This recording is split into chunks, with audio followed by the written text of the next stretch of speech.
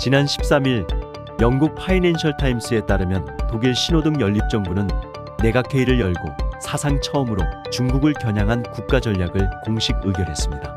독일이 공급망과 수출 시장을 중국에서 다각화해 지정학적 리스크에 대한 취약성을 줄이는 디리스킹 기조를 공식화한 것입니다.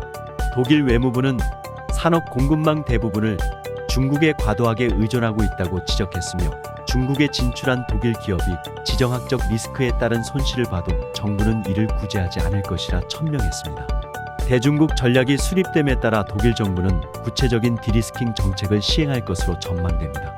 지식재산권 유출 가능성이 있는 중국과의 연구개발 프로젝트에는 연방기금이 지원되지 않는 등 보다 까다로운 조건이 도입될 것으로 예상되며, 기술 보호를 보장하기 위한 수출 통제 조치도 예상됩니다. 블룸버그에 따르면 중국은 독일의 최대 교역국으로 지난해 양국 간 교역액은 약 3천억 유로를 기록했습니다. 다만 팬데믹과 중국의 제로 코로나 정책 시행을 전후로 독일은 대중국 전략을 재고할 수밖에 없게 됐습니다.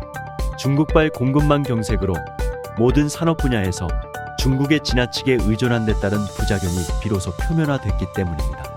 일각에서는 폭스바겐 같은 대기업이 이러한 대중국 전략을 지지할지 미지수라는 의견이 제기됩니다.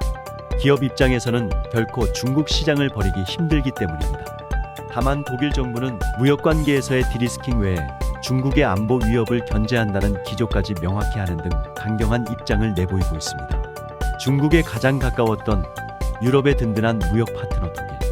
이런 독일도 서서히 경제 안보 분야에서 중국발 리스크를 최소화하기 위한 작업에 나서고 있습니다. 지난 20년간 중국과 교역 규모 1위를 기록해온 우리나라. 과연 우리나라는 다가올 차이나 리스크에 선제적으로 대응하고 있을까요?